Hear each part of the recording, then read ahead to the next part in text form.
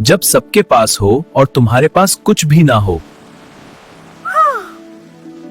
चलो बेटा, देखते हैं तुम्हारे लिए कुछ। यह देखो कितने अच्छे खिलौने हैं।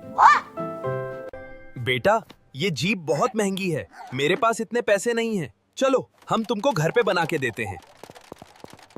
माँ हार नहीं मानती।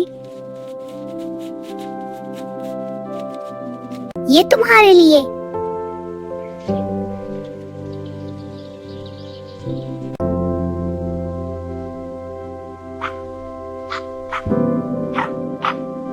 खुशी पैसे से नहीं, प्यार से बनती है।